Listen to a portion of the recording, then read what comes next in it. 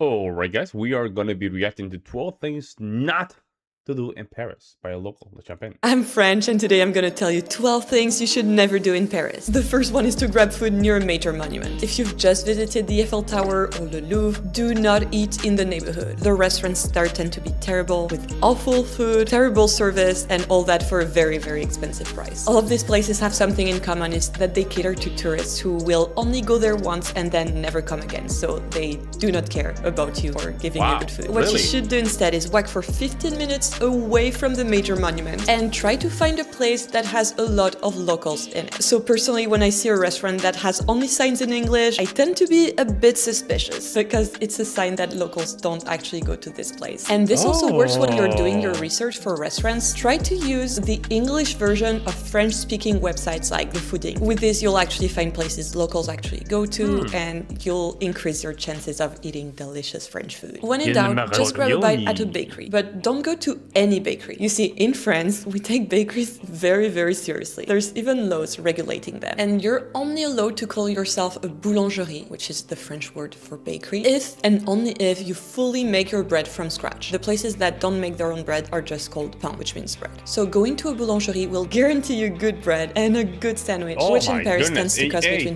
Hey, shout out to those people that do bread from home. Right here, I do my sourdough from home. Because since I started reacting to German content, European content, happens to be that I saw how they make the bread, and I said, you know what, I can do that, and I can include that in um my own daily life, I will say. Best decision ever. And the reason I want to do it is because sourdough is very good against insulin spike. Since my family has a diabetes problem. I don't have diabetes, thank God. But my family has a record of having diabetes problem. Like, it's just the food that they consume back home is just too much. And I've never been a fan of bread. I'm not a bread guy, but I wanted to try bread, and I tried sourdough for the first time. Man, what the hell was my And you know what? I decided to try it. And lo and behold, best decision ever. The sugar spike is not that bad. I made some sourdough when I was in Puerto Rico last week, and we did it every day, almost every day. And my mom has very bad diabetes, even though it's controlled, but it's still very bad. And I told her, try sourdough. You're not gonna regret it. Your sugar spike is not gonna go higher. And I was right. We track it. She have like a little machine that she has stuck in her arm, and we kind of track the gluten, right? And the sugar levels. And man, that sugar level will never go up after eating the bread, man.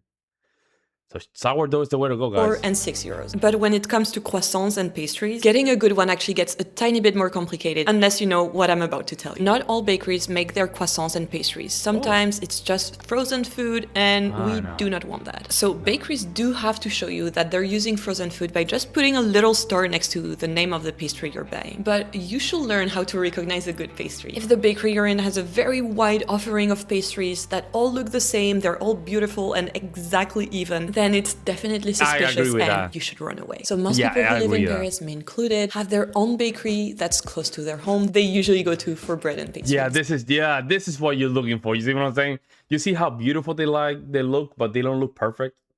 Like, you can tell hands created some of this stuff.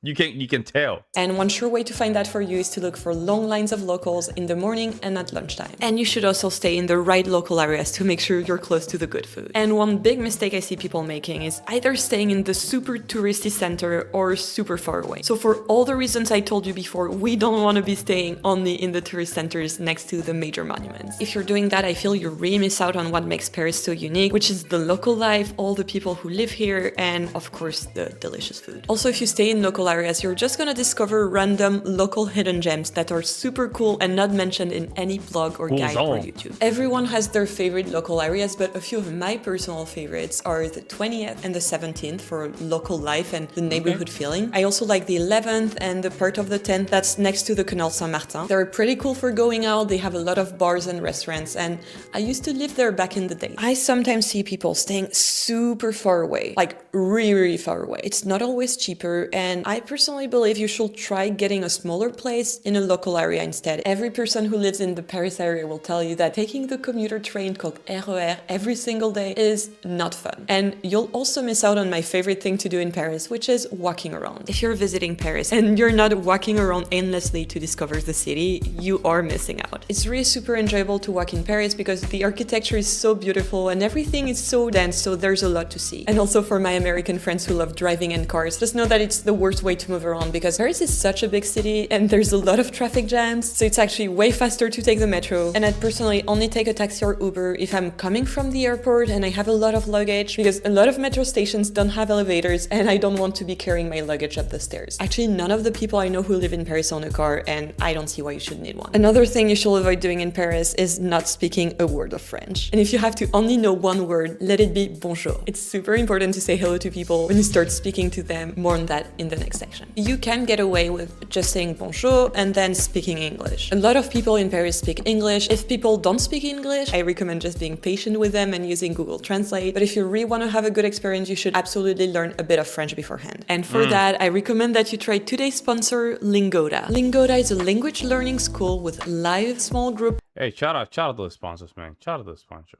You know to the you.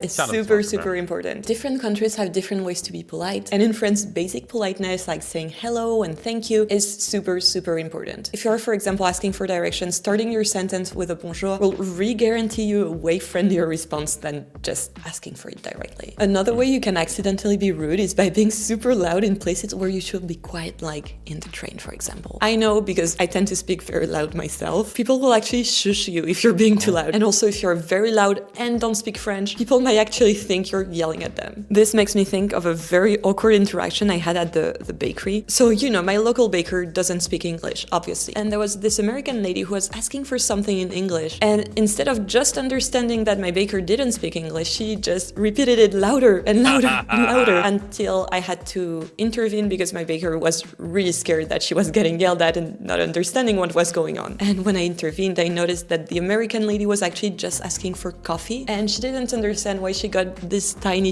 European coffee. And that's a very common mistake people tend to make. So when you ask for coffee in France, you'll get the tiny European coffee, you'll get the espresso. If you're like me and you prefer your coffee to come in a big cup like this one, you should be going to an actual coffee shop where you can have filtered coffee or American style coffee. And another thing you should not do in Paris, and a sure way to have Parisians hate you, is not being aware of your surroundings. So Paris is really dense and there's not a lot of personal space. So if you're stopped in the middle of the road and you're, let's say, blocking the sidewalk or the metro, people will get frustrated at you. Paris is a city where people actually live in, so we have to go to work, we have to take the metro, we have to be on time for job interviews and that type of stuff. And it tends to be sometimes a bit frustrating when you live in a touristy area and people are So basically, be mindful of people's space. That's it.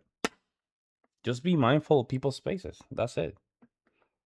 Blocking the way. So remember, Paris is a big city, and even though it's really safe, being aware of your surroundings and avoid having your bags open and your valuables out is most of the time the only thing you need to prevent you from getting robbed. But overall, you shouldn't worry too much when you're traveling to Paris. And you should absolutely not overpack your schedule. I just really recommend you just embrace the lifestyle, just enjoy the city, walk around, spend hours eating with the people you love, sit at a cafe and people watch, or picnic in a park. Your trip to Paris should not be an endless to-do list of things to see, because it's really a city you experience instead of just ticking the boxes. And by the way, if you're in a rush, do not go to a sit-down restaurant, especially if it's outside of normal eating hours. French service is known to be slow because we want it to be slow. We want to actually enjoy being in the restaurant. You know what? I might be a little French there. I might be a little French there.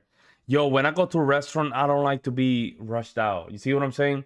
I want my coffee first, appetizer then. No, it's coffee, soup, appetizer, and meal. But I don't want it all at once.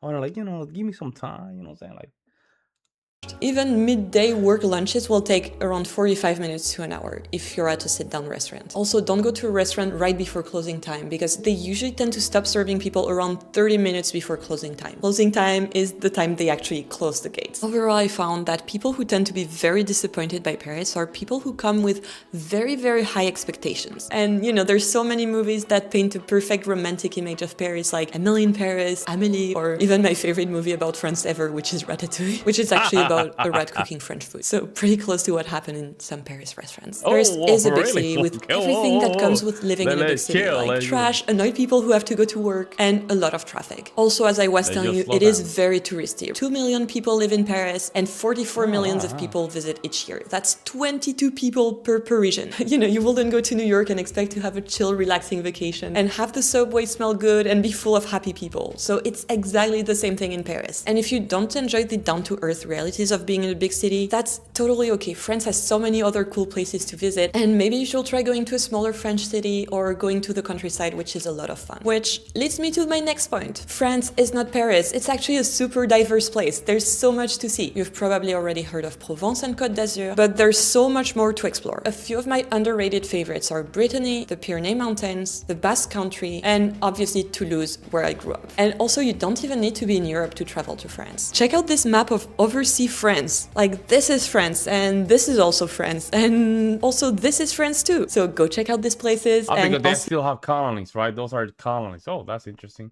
Let me just go back to that. Really, those are colonies, or is that a colony? Are these still colonies, right?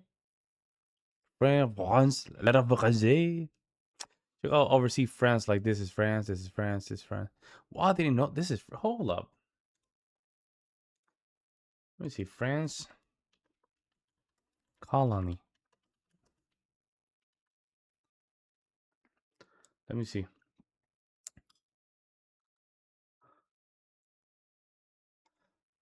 It doesn't say.